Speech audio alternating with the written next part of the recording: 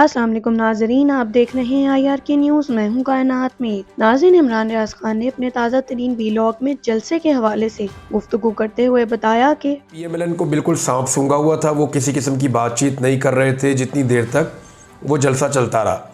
जलसा ख़त्म होने के बाद कुछ लोग आहिस्ता आहिस्ता निकले, बोलना शुरू किया और फिर हमने देखा कि थोड़ी देर के बाद जब थोड़े से औसान बहाल हुए PMLN के, तो फिर उन्होंने धमकियां लगाना शुरू की, तड़ियां लगाना शुरू की, बड़कें मारना शुरू की कि अली अमीन गंडापुर जो है वो अब लाहौर में जलसा करना चाहते हैं तो वो अटक का पुल क्रॉस करके दिखाए, हम ये कर देंगे वो कर देंगे।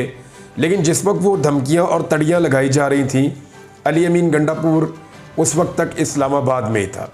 यानी अगर किसी ने रोकना था तो वो आज रोक लेता। इस्लामाबाद के अंदर बैठने वाले वज़रा जिनका ताल्लुक़ वफाकी हुकूमत से है, वो पंजाब हुकूमत के बिहाफ के ऊपर तड़ियाँ लगा रहे हैं। हालांकि अली अमीन गंडापुर अनाउंस करके अपना जलसा और लोगों को लेकर इस्लामाबाद पहुंच गए और जो रुकावटें इन्होंने लगाई थी उनको तिनकों की तरह लोगों ने उड़ाकर फेंक दिया, हर चीज़ को रास्ते से हटा दिया। अवाम का सैलाब सारे कंटेनर बहा कर ले गया। तो कंटेनर वालों को बहुत बुरी तरह शिकस्त हुई है और ये हमेशा से कंटेनर्स लगा देते हैं। जैसे ही इस्लामाबाद में कोई जलसा जुलूस होने लगता है या लाहौर में, तो ये फ़ौरन से पहले उसको, शहर को पूरे को कंटेनरिस्तान बना देते हैं। अब हुआ ये है कि पहले कह रहे थे जी बंदे नहीं निकलेंगे, फिर ये एक बयानिया लेकर आ रहे थे, फिर दूसरा बयानिया लेकर आ रहे थे, तो सारे बयानिए शाम होते होते जब जलसा मुकम्मल हुआ तो बढ़ गए। इंटरनेट के सिग्नल बहुत डाउन थे, वीडियोस आ नहीं रही थी। तो अब जो वीडियोस आ रही हैं उनसे पता चल रहा है कि कितना हैवी किस्म का माहौल था और कितनी बड़ी तादाद में लोग थे। तहरीक इंसाफ के लोग जब जलसे से फारिग हुए, मोबाइल के सिग्नल्स जो है पूरी तरह बहाल हुए, तो लोगों ने बताना शुरू किया और वीडियोस लगाना शुरू की वापसी पे कि देखें आज हमने क्या देखा। और वो जो मनाजिर हैं वो अब पूरी दुनिया में जा रहे हैं। इसकी जो कवरेज हुई है जलसे की, वो आलमी मीडिया में बड़ी शानदार हुई है। पाकिस्तान का मीडिया तो मजबूर है बेचारा, और पाकिस्तान का मीडिया गुलाम है, यानी आज़ाद मीडिया नहीं है। लिहाजा पाकिस्तान का मीडिया तो दिखा नहीं पाया। सोशल मीडिया ने अपनी रिस्पॉन्सिबिलिटी पूरी की, वो दिखाते रहे हैं। और आपको हैरत होगी इस बात से कि मिलियंस में लोगों ने अब तक जलसे की कार्रवाई देखी है। हालांकि इमरान खान साहब इस जलसे का हिस्सा नहीं थे। यानी PMLN का नवाज शरीफ का जलसा चल रहा होता है, 200-400-500 लोग मैक्सिमम देखते हैं। बाद वक़्त मियाँ साहब प्रेस कॉन्फ्रेंस कर रहे होते हैं तो इतने लोग भी नहीं देख रहे होते जितने उनकी फैमिली मेम्बर्स हैं। यानी फैमिली में भी बहुत सारे लोग हैं जो नहीं देखते मियाँ साहब को सोशल मीडिया पे, लेकिन इधर मिलियंस के अंदर लोगों ने देखा। और ये वो लोग हैं जो इमरान खान के बगैर इस जलसे को देख रहे हैं। अभी उनका लीडर में असर नहीं था। फ़र्ज़ कीजिए अगर लीडर बाहर आ जाता है तो फिर मुल्क के स्याह और सफ़ेद का मालिक तो इमरान खान हो जाएगा। सारी सियासत इमरान खान की ज़बान पे चलेगी, उनके इशारों के ऊपर चीज़ें कंट्रोल होंगी। तो इमरान खान इस वक्त पाकिस्तान की सबसे बड़ी पॉलिटिकल हकीकत बन गया है, कोई माने या ना माने। अब वज़रा बेचारे निकल के, और कुछ सहाफ़ी हैं, कुछ दीगर लोग हैं, कुछ इनकी ओपिनियन कोई PDM की जमातों से मैच करती है या मफादात मैच करते हैं, वो बेचारे डैमेज कंट्रोल करने की कोशिश कर रहे हैं कि किसी तरह वो डैमेज कंट्रोल किया जाए जो अली अमीन गंडापुर और उनकी टीम करके चली गई है। अली अमीन ने एक और बात की कि कोई हमें मारेगा तो हम भी आगे से अब मारेंगे, अगर आप आइन को नहीं मानते तो फिर हम भी आइन को नहीं मानते। यानी ये एक तंग आया हुआ आदमी ऐसी बात करता है कि जनाब एक के बाद एक मुकदमा, एक के बाद एक मामला, लीडर को जेल में रखा हुआ है 1 साल से, केस ही कोई नहीं है उसके ऊपर। ऐसा तमाम केसेस में या तो उसकी ज़मानतें हो गई, या वो बाइज्जत बरी हो गया, या मुकदमात ख़त्म हो गए, और अब रह गया सिर्फ एक मामले के अंदर उनका जुडिशल रिमांड है। वहाँ पे उनकी जैसी बेल हो जाएगी, मंगल की तारीख दी हुई है वैसे अदालतों ने इस मामले में, तो जैसे ही इमरान खान साहब की बेल हो जाएगी तो सिचुएशन एकदम बदल जाएगी। फिर जो एक डेडलाइन दी है हुकूमत को, पाकिस्तान तहरीक इंसाफ की जानिब से दी गई कि जनाब आपको डेडलाइन दे रहे हैं 2 हफ्ते के अंदर इमरान खान साहब को छोड़ दिया जाए। और अगर 2 हफ्तों में इमरान खान साहब को ना छोड़ा गया तो फिर एक तहरीक चल पड़ेगी। बल्कि ये कहा गया कि हम जाकर इमरान खान को खुद छुड़वा लेंगे जेल से, और इसके अंदर अगर गोली भी खानी पड़ी तो अली अमीन गंडापुर ने कहा जी पहली गोली मैं खा लूँगा और मैं आप सबसे आगे चलूँगा। अब ये स्टेटमेंट इतना हैवी है कि इसके बाद हुकूमत की सिटी गुम हो गई है। हुकूमत ये भी सोच रही है कि ये स्टेटमेंट तहरीक इंसाफ कैसे दे सकती है। उन्हें इतना यकीन कैसे है कि 2 हफ्ते में इमरान खान साहब को छोड़ना पड़ जाएगा, वरना वो एक बड़ी तहरीक चलाने का कह रहे हैं। हुकूमत जो है वो एस्टेब्लिशमेंट पे भी शक कर रही है और उन्हें लगता है कि शायद एस्टेब्लिशमेंट अपने आप को इस सारे गंदे खेल से बाहर निकालना चाहती है। अगर एस्टेब्लिशमेंट अपने आप को इस सारे गंदे खेल से बाहर निकाल लेती है तो फिर अदालतों के जरिए इमरान खान साहब बाहर आ जाएंगे और उनके बाहर आते ही सारा का सारा सिनेरियो चेंज हो जाएगा। अली अमीन गंडापुर साहब को धमकियां लगाने वाले लोग कुछ किसी और के गुनाहों का जिम्मा भी अपने सर ले रहे हैं, यानी वो ये भी कह रहे हैं पिछली दफ़ा तुम्हारे बाल काटे थे, इस दफ़ा ये कर देंगे वो कर देंगे। तो इसका मतलब समझिए, इसका मतलब ये है कि नाकर्दा गुनाह अपने सर ले रहे हैं या वो चाहते हैं कि एस्टेब्लिशमेंट और पाकिस्तान तहरीक इंसाफ के अंदर एक दफ़ा फिर बड़ी जंग हो जाए। वैसे तो ये लड़ाई लगी हुई है क्योंकि तहरीक इंसाफ ये कहती है जी हम नहीं मानते एस्टेब्लिशमेंट में, हम आपकी सियासत को नहीं मानते। तहरीक इंसाफ जहाँ पे रुकी हुई है, जहाँ पे फड्डा पड़ा हुआ है, इमरान खान साहब यही बात करते हैं ना कि तुम बाहर निकलो, आपका सियासत से कोई ताल्लुक नहीं है। अब मैं जानूँ, सियासतदान जाने, सियासी जमातें जाने, हाँ अगर बात करनी है तो मुल्क की खातिर बात करो, हमारा मैंडेट वापस कर दो और ये जो हमारे साथ जुल्म और ज्यादती हो रहा है ये ख़त्म कर दो। ये बात इमरान खान साहब का पाकिस्तान तहरीक इंसाफ का एक मौक़िफ़ है। पाकिस्तान तहरीक इंसाफ ने ये जो बात की है इमरान खान साहब के हवाले से, डेडलाइन दी है कि उन्हें छोड़ा जाए, ये उन्होंने बहुत सोच समझ कर बात की है क्योंकि आज से अदालतों की छुट्टियाँ ख़त्म हो रही हैं। तमाम केसेस जितने रुके हुए थे गुज़िश्ता 1.5-2 महीनों से, वो सारे केसेस अब लग जाएंगे अदालतों में। यानी ये अदालती छुट्टियां ख़त्म होने के बाद माहौल अब खुल जाएगा क्योंकि जजेस अवेलेबल नहीं थे, बेंच नहीं बन पा रहे थे, तो मामला तो रुके हुए थे। अब जजेस की अवेलेबिलिटी में जो तौहीन अदालत के केसेस हैं वो भी लगेंगे। इमरान खान साहब के जो केसेस हैं वहाँ पे भी अब रिलीफ मिलेगा। रिलीफ क्या मिलना है, इंसाफ मिलेगा, इमरान खान साहब बाहर आ सकते हैं। बाकी जो पाकिस्तान तहरीक इंसाफ के केसेस हैं जो पेंडिंग थे या ऐसे मामलात हैं जो रुके हुए थे वो सारे आ जाएंगे। मखसूस नशिस्तों वाले केस का जो फैसला आया था उसका तफसीली फैसला भी जारी हो जाएगा और वहाँ पे भी चीज़ें बहुत क्लियर हो जाएंगी। उसके बाद उन्होंने बताया कि इमरान खान पर इस वक्त लगभग तमाम मुकदमात खत्म होने को हैं और जो एक आधा केस रह गया है जिसको एहतसाब अदालत सुन रही है, वो अगर इमरान खान को इसमें फंसाए भी रखते हैं तो इमरान खान के वकला हाई कोर्ट में अपील में चले जाएंगे और वहाँ से उनको रिलीफ मिल जाएगा। उसके बाद उन्होंने एक अहम नुक्ते के हवाले से गुफ्तगू करते हुए बताया कि मिलिट्री ट्रायल के हवाले से पाकिस्तान तहरीक इंसाफ के कई रहनुमाओं ने धमकियां देनी शुरू कर दी हैं। कल जलसे में बैरिस्टर गोहर और अली अमीन गंडापुर ने साफ जाहिर कर दिया कि अगर इमरान खान को मिलिट्री कस्टडी में लिया जाएगा तो इसके सख्त नताइज होंगे। नाज़रीन, इसकी असल वजह यह है कि अब अगर एस्टेब्लिशमेंट ने इमरान खान को जेल में रखना है तो इसका सिर्फ एक ही तरीकाकार रह गया है और वो है मिलिट्री कोर्ट्स, यानी इमरान खान को मिलिट्री को दे दिया जाए और उनके तमाम मुकदमात भी मिलिट्री के कोर्ट्स में ही मुंतकिल कर दिए जाएं। क्योंकि इस वक्त अदालत के अंदर इमरान खान अपने तमाम केसेस लगभग जीतकर सुर्खरू हो चुके हैं। उन पर बने तमाम मुकदमात आहिस्ता आहिस्ता रेत की दीवार की तरह गिरते चले जा रहे हैं। जो आखिरी केसेस रह गए हैं वो भी अपने आखिरी अंजाम को पहुंचने वाले हैं। ऐसी सूरत हाल में अगर इमरान खान को अंदर रखना है तो उसका वाहिद हल मिलिट्री कोर्ट है। लेकिन इसमें मसला ये है कि मिलिट्री कोर्ट्स के हवाले से अभी एक केस सुप्रीम कोर्ट में पड़ा हुआ है जिसकी वजह से अभी तक इमरान खान के केस को मिलिट्री कोर्ट्स में भेजा नहीं गया। लेकिन ये सब डिपेंड करता है कि आगे सियासी हालात क्या बनते हैं। इस पर मजीद गुफ्तगू करते हुए इमरान रियाज ने बताया कि तहरीक इंसाफ ने तो ये धमकी लगाई, एक तरह से ख्वाजा आसिफ को ये कहा, चैलेंज किया अली अमीन गंडापुर ने कि तुम्हारा बाप भी इमरान खान का केस मिलिट्री कोर्ट में नहीं लगा सकता और जिसे तुम बाप समझते हो वो भी नहीं लगा सकता। अब समझदार के लिए इशारा काफ़ी है। लेकिन पाकिस्तान तहरीक इंसाफ को इस बात की फिक्र है कि इमरान खान साहब का केस वहाँ जा सकता है। इमरान खान साहब ने इस हवाले से हाई कोर्ट से रुजू भी किया है। वजह यह है कि अब एक ही रास्ता रह गया है इमरान खान साहब को अंदर रखना है तो कि उनको मिलिट्री कोर्ट्स में ले जाए, मिलिट्री कस्टडी में दे दिया जाए। अब अगर ये नहीं किया जाता तो इमरान खान साहब निज़ाम के अंदर तमाम मुकदमा जीत के बाहर आ जाएंगे। अब नवाज शरीफ की भी ख्वाहिश होगी और उनके साथियों की भी। ख्वाजा आसिफ इसका इजहार भी करते रहते हैं, बाकी लोग भी कहते हैं कि इमरान खान को मिलिट्री कोर्ट में ले जाया जाए और उनका मुकदमा वहाँ चल सकता है। तो ये वो मामला है जिस पे पाकिस्तान तहरीक इंसाफ ने बड़ा खुलकर कहा और गंडापुर साहब ने जो है वो इन लोगों के बारे में बड़ी खुल के बात की कि जी अब मिलिट्री कोर्ट में इमरान खान का मुकदमा हम कभी नहीं मानेंगे। यही बात बैरिस्टर गौर ने कही, यही बात बाकी जितने लोग वहाँ पे मुकर्ररीन थे उन तमाम ने इसका जिक्र किया। एक और चीज़ है, अली अमीन गंडापुर साहब ने एक धमकी भी लगाई। उन्होंने कहा जी मैं लाहौर में आकर नंगा कर दूंगा।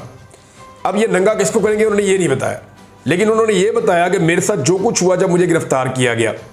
एक्चुअली अली अमीन गंडापुर ये बात क्यों कर रहे हैं, देखें अली अमीन गंडापुर को गिरफ्तार किया गया था 9 मई से पहले और पाकिस्तान तहरीक इंसाफ के ऊपर जितना कुछ भी किया जाता है इसके बारे में कहा जाता है कि क्योंकि 9 मई किया तहरीक इंसाफ ने, इसलिए एस्टेब्लिशमेंट बहुत गुस्से में है और सियासी जमातें भी बहुत गुस्से में हैं, तो रियासत वो इंतकामन कर रही है जो भी कर रही है। लेकिन अली अमीन गंडापुर का मौक़िफ़ मुख्तलिफ है। वो ये कहते हैं 9 मई तो एक बहाना है जिसमें इमरान खान को टारगेट किया जा रहा है, क्योंकि अली अमीन गंडापुर 9 मई के बाद गिरफ्तार नहीं हुए, वो 9 मई से पहले गिरफ्तार हुए थे। आज वो वज़ीर आला खैबर पख्तूनख्वा हैं, लेकिन उन्होंने बदतरीन हिरासत में टाइम गुजारा है। अली अमीन गंडापुर के बाल भी काट दिए गए थे, उनके ऊपर टॉर्चर भी किया गया था। और अली अमीन गंडापुर के बकौल, क्योंकि मुझे उन्होंने काफ़ी चीज़ें बताई हैं कि उनके ऊपर टॉर्चर करने वाले उनसे कुछ बयानात लेना चाहते थे, इमरान खान के ख़िलाफ़ उनको गवाह बनाना चाहते थे और इमरान खान को और कुछ और लोगों को फिक्स करना चाहते थे। तो गंडापुर साहब को इस बात का पता है और अब वो इस पोजीशन में है कि अगर वो ये बात बताएं भी तो कोई ना उसको डिनाई कर सकता है और ना कोई उनके ऊपर कोई एक्शन कर सकता है। दूसरी बात यह है कि गंडापुर साहब क्योंकि वज़ीर आला खैबर पख्तूनख्वा बन गए, तो अब उनके पास एग्जैक्ट इन्फॉर्मेशन है कि उनके साथ जो लोग बात करने आते थे वो कौन थे, उनके ओहदे क्या थे, उनका ताल्लुक कहाँ से था। तो गंडापुर साहब जो है वो इसीलिए कह रहे हैं कि मैं सारा कुछ खोल दूंगा, सबको नंगा कर दूंगा, और अगर हमारे साथ ज़्यादती की गई और इमरान खान साहब के खिलाफ जो ज़्यादती की जा रही है उसको ख़त्म ना किया गया। तो गंडापुर साहब का ये दावा है कि उन्होंने वो नफ़रत जो 9 मई के बाद कहा जाता है कि अब ये जस्टिफाइड है, ये नफ़रत बहुत से लोगों की आंखों में 9 मई से पहले जब वो गिरफ्तार हुए वो तब भी देखी थी। हुकूमत के हाथ में भूल गए हैं, क्योंकि हुकूमत देखें, एक तो ये जलसा, ये मोमेंटम है, ये गेटवे था पंजाब में दाखिल होने का या इस्लामाबाद में दाखिल होने का। तो आज पाकिस्तान तहरीक इंसाफ अमली तौर पे दाखिल हुई और उन्होंने कामयाबी के साथ अपना जलसा मुकम्मल करके एक मोहर सब्त कर दी कि तहरीक इंसाफ ही तगड़ी और बड़ी पार्टी है जो हर जगह पे जलसा कर सकती है, और वो फस्तायत के बावजूद उनको कंट्रोल करने में सारे नाकाम रहे हैं। अब हुकूमत के हाथ पांव क्यों फूल गए हैं? क्योंकि उनका पहले ही कंट्रोल बहुत कम है। एक तो उनसे इकॉनमी बिल्कुल उनके हाथ से निकल गई है। पाकिस्तान की मईशत की जो सूरत हाल है वो आप सब जानते हैं। वज़रा खुद कहते हैं कि हम वेंटिलेटर पे हैं, और जो लोग हुकूमत से नाराज़ हैं या हुकूमत के अंदर मौजूद हैं वो भी ये बताते हैं, ऑफ द रिकॉर्ड सारे कहते हैं कि हम तकरीबन दिवालिया हो चुके हैं। और दूसरी ये वजह है कि लॉ एंड ऑर्डर की सिचुएशन पाकिस्तान में ये कंट्रोल नहीं कर पा रहे। दहशतगर्दी के मामलात इस मुल्क में बढ़ते चले जा रहे हैं और इस्टेब्लिशमेंट की या मिलिट्री इस्टेब्लिशमेंट की सारी फोकस आहिस्ता आहिस्ता उधर शिफ्ट हो रही है। उनको वहाँ पे अपनी जिम्मेदारियाँ अदा करनी है, और ये जो इंटरनल लड़ाई है इससे अपने आप को मेरे ख्याल में उनको दूर करना पड़ेगा। नाज़रीन, उसके बाद उन्होंने बताया कि पहले कुछ इमदाद हमें दोस्त ममालिक से मिल जाया करती थी, मगर अब पाकिस्तान के मुआशी हालात इस कदर खराब हो चुके हैं कि दोस्त ममालिक भी हम पर एतबार करने को तैयार नहीं, क्योंकि उनको लगता है कि अगर वो पाकिस्तान को पैसे देंगे तो चूंकि पाकिस्तान दिवालिया होने के करीब है, लिहाजा पाकिस्तान वो पैसे उनको वापस नहीं कर सकेगा, इसलिए बहुत से कर्जे अभी तक वो रोल ओवर नहीं कर रहे। नाज़रीन, उन्होंने मजीद बताया कि काजी फैज़ ईसा इस वक्त जाते हुए दिखाई दे रहे हैं और उनकी एक्सटेंशन हर गुजरते दिन के साथ मुश्किल से मुश्किल तरीन होती जा रही है, और हुकूमत इस बात पर शदीद परेशान है। काजी फैज़ ईसा वो धागा है जिसने हुकूमत को अपने साथ जोड़ कर रखा हुआ है। अगर काजी साहब को एक्सटेंशन नहीं मिलती तो हुकूमत के लिए सर्वाइव करना बहुत मुश्किल हो जाएगा। दूसरी चीज जिस पर हुकूमत शदीद परेशान है वो ये है कि इमरान खान अपने तमाम केसेस लड़कर बाइज्जत बरी होने के बहुत करीब आ चुके हैं। अगर एस्टेब्लिशमेंट ने इमरान खान को मिलिट्री कोर्ट्स के हवाले ना किया तो इमरान खान जल्द बाहर आ जाएंगे। तीसरी चीज ये है कि तीसरा, इनको IMF से उम्मीद है कि IMF पैसा देगा, तो IMF पैसा नहीं दे रहा, और अगर वो पैसा देगा तो वो नई शराइत और लगाएगा और ज़्यादा टाइट करेगा इनको, तो इस सूरत हाल में इनका बेड़ा गर्क हो जाएगा। और चौथा ये है कि जो फार्म 47 की जो पर्चियाँ हैं इनके पास, वो इनका चौथा कमज़ोर धागा है, वो किसी वक्त भी टूट जाएगा, और उसकी जो वाहिद उम्मीद है वो काजी फैज़ ईसा साहब के होते हुए है। और अगर ये फार्म 47 की पर्चियाँ जाली साबित हो गई तो ये हुकूमत फिर नहीं ठहर पाएगी। नाज़रीन, इमरान रियाज ने इमरान खान के ऑक्सफोर्ड यूनिवर्सिटी के चांसलर के हवाले से अहम अपडेट देते हुए बताया कि इमरान खान साहब ऑक्सफोर्ड के चांसलर का इलेक्शन भी लड़ने जा रहे हैं, तो इस चीज़ से भी ये बहुत परेशान है। अब उसका इन्होंने एक हल ढूंढा है और वो हल मैं आपके सामने रख देता हूँ। एक नया बयानिया लॉन्च किया गया इमरान खान साहब को लेकर, और बयानिया ये है कि इमरान खान यहूदी एजेंट है। मैं आपको बताता हूँ, थोड़े दिन पहले यही हुकूमत कह रही थी कि वो तालिबान के दोस्त हैं, वो ख़वातीन को पर्दा करवाते हैं, वो कट्टर मुसलमान है, वो आशिक रसूल है। इस किस्म के इमरान खान साहब के ऊपर एलिगेशंस ये हुकूमत लगवा रही थी और उसके ऊपर भंगड़े डाल रही थी। खुश हो रहे थे ये लोग, टीवियों पे खबरें चला रहे थे कि मगरबी ममालिक में छपने वाले अखबार में एक आर्टिकल में ये कहा गया कि इमरान खान साहब पक्का सच्चा मुसलमान आशिक रसूल है, लिहाजा ऑक्सफर्ड में इसको वोटिंग नहीं होनी चाहिए। इन्होंने पहले ये बयानिया बनाया, लेकिन कोशिश भी इन्होंने बहुत की, बहुत सारी चीज़ें ले जाकर जमा भी करवाई इससे मिलती जुलती, और कोशिश की कि ऑक्सफर्ड यूनिवर्सिटी के इलेक्शन में इमरान खान साहब चांसलर ना बन पाए और वो लड़ ही ना सके। लेकिन जब इन्हें हर जगह पे शिकस्त हो गई तो अब एक नया बयानिया है, और ये बयानिया एक्चुअली PMLN ने तैयार किया है, और जिन लोगों ने तैयार किया है, जिस जगह बैठकर तैयार किया है, उसका भी मुझे अब पता चल गया है, और जिसने ये पहली दफ़ा शुरू किया था वो भी मुझे आइडिया है। आहिस्ता आहिस्ता ये सारे करैक्टर आपके सामने आ जाएंगे।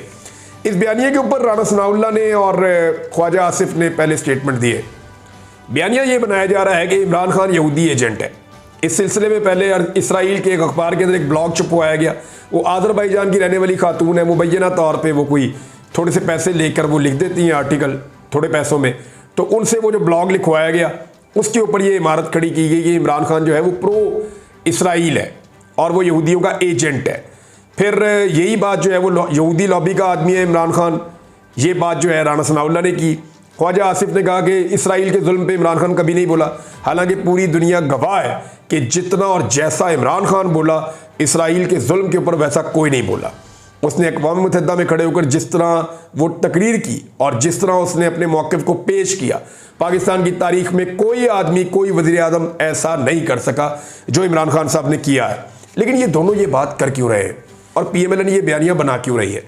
बज़ाहिर दिखाई देता है कि PMLN ने ये मान लिया है कि इमरान खान ऑक्सफर्ड के चांसलर ज़रूर बन जाएंगे, और मेरी इत्तला के मुताबिक जो इन्होंने मीटिंग की उसमें यह तय किया कि अगर इमरान खान ऑक्सफर्ड का चांसलर बन जाता है तो हमने उससे पहले और उसके बाद ये बयानिया बनाना है कि क्योंकि इमरान खान यहूदियों का एजेंट है, इसलिए यहूदी लॉबी मिलकर उसको, यानी ये कहेंगे ये बात, जितवाने की कोशिश कर रही है ऑक्सफर्ड चांसलर का इलेक्शन, या जीतने के बाद ये कहेंगे जी उन्होंने जितवाया इसको।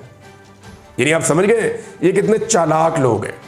यानी अगर इमरान खान इतना ही गैर मकबूल है और इतना फारिग आदमी है तो बिलावल ने ऑक्सफर्ड से पढ़ा है, सारी जमातें मिल जाओ, सारे रल के कंपेन करो, बिलावल जरदारी को इलेक्शन लड़ा रहे हैं इमरान खान के खिलाफ ऑक्सफर्ड यूनिवर्सिटी का, लग पता जाएगा वो चांसलर बनता है या नहीं बनता।